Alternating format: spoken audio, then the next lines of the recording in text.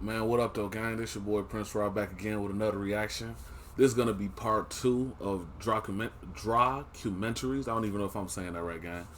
It's pretty much the first one was about what if we threw, trash in a volcano, and clearly we found out that would be a bad thing to do. So me personally, I was thinking, why not just send it into outer space or into the sun or something? You know what I mean? Like, if I'm not mistaken, there's a whole bunch of like trash just floating around. You know what I mean? Like, we think of space and planet Earth, and we think it's just whatever clear, but really it's a whole bunch of debris just going around the planet. You know, now of course it's like satellites. You know what I mean? Whatever, but 9 times out of 10 it doesn't make it in because it burns up before it gets into the atmosphere. So maybe that might be a better solution, bro. But yeah, let's go down this rabbit hole of what we should do with our trash. You know what I'm saying? Shit. What if we launched our trash to the sun?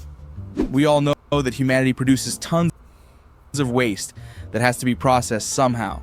Plastic, electronic junk, radioactive material, things that, well, we don't really want to have on Earth. The sun, on the other hand, is a giant, searing hot ball of plasma, already busy incinerating everything in its core at millions of degrees. Surely it wouldn't mind a little extra garbage, right? It seems like a perfect Hey, that's kind of dope though, man. Right? Like, the sun is a star, right? But how does, man, that lets you know, bro, there has to be a God, bro. You know what I'm saying? Like, it has to be a God. Like, how was that created? How was the sun created? You know what I mean? Like, how is it big enough to where it has a gravitational pull where, you know what I mean? And how does it just keep burning forever? You know what I'm saying? Or maybe you might go out one day. You never know, but man, that's crazy. You know what I mean? Like, it's ever burning. You know what I'm saying? That's dope. solution. Just load up a rocket, aim for the sun, and let gravity do the work. Unfortunately, that's not how orbits work. In fact, it is incredibly difficult to hit the sun with a rocket at all. Earth is moving at about 30 kilometers per second around the sun. If you want to throw something into the sun, you don't just point a rocket at it and fire. That's like trying to drop a bowling ball straight down while running sideways at a highway speed. The ball isn't going to fall straight, it's going to keep moving forward. To actually reach the sun, you need to cancel out Earth's orbital velocity, which means slowing down by 30 kilometers per second. Only then can your garbage rocket fall straight into the sun, but 30 kilometers a second is a lot. For comparison, launching something into space requires a speed of about 8 kilometers per second. Leaving our solar system requires about 11. That means that it is much harder to crash into the sun than to just escape the solar system altogether. So, it isn't impossible, but it's expensive. Our best rockets, the kind that launch interplanetary missions, can't even come close. The Parker Solar Probe, one of the fastest spacecraft ever built, needed multiple gravity assists from Venus just to get close to the sun, and even then, it's not actually falling in, it's just skimming the surface. So, as you can see, it's not actually falling in from Venus.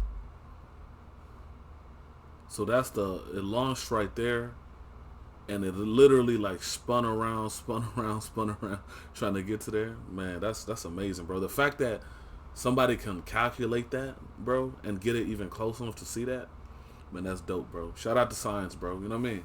Don't be afraid to learn, man. Shout out to science. Just to get close to the sun, and even then, it's not actually falling in, it's just skimming the surface.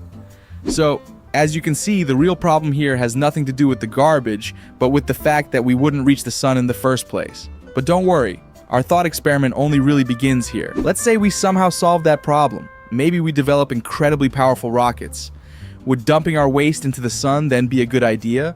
On the plus side, the sun is a fantastic incinerator. Plastic and toxic chemicals would literally just get vaporized.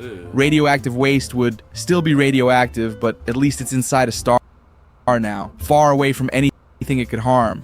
However, the cost would be astronomical. Literally, every launch would require massive amounts of fuel, complex engineering, and billions of dollars. A single SpaceX Falcon 9 launch costs tens of millions, and it can carry only about 20 tons to low Earth orbit. That's nowhere near enough capacity to handle the sheer amount of trash we produce. There are also safety concerns. Rockets fail sometimes. If we loaded a rocket full of nuclear waste and it exploded during launch, we'd have a much bigger problem than we started with. A better alternative might be to send our trash somewhere else, maybe the moon or an asteroid, or just out into deep space. Right. As unfortunate as it may be, it is not the solution to our waste problem. I just thought of something else. If the sun is too far away, wouldn't the most sun-like thing we have on Earth be a volcano? Why don't we just throw our garbage into that?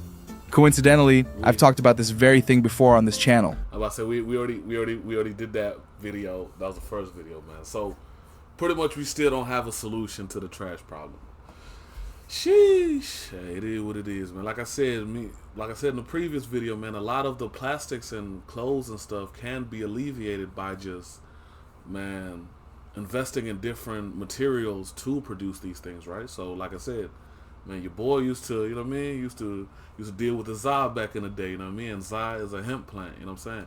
And a hemp plant, you could do a lot of things with it. You can construct with it, you can, you know what I mean? You can actually make clothes, man, make plastic bottles, and I believe the plastic bottles that are made from the hemp plant are actually biodegradable, so they actually, you know what I mean, go into the ground, rain gets on them, and they, you know what I mean, they melt.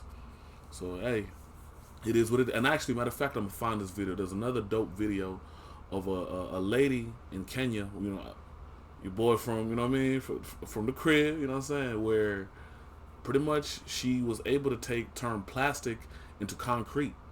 So instead of just throwing away the plastic, she's able to, man, build with it, you know what I mean? Now, of course, I don't know how that would affect people, you know what I mean? Because, man, plastic bleeds, and, you know, depending on what type of product they used when creating the plastic, it might actually be harmful to people, you know what I mean? So I don't know how good that is. Now, as far as a road, maybe a road might not be too bad. You mean like cement, stuff like that, might not be too bad, but, hey, man, who knows, bro? I ain't gonna make this video longer than it need to be, bro. This your boy Prince Raw. Catch you on the next video.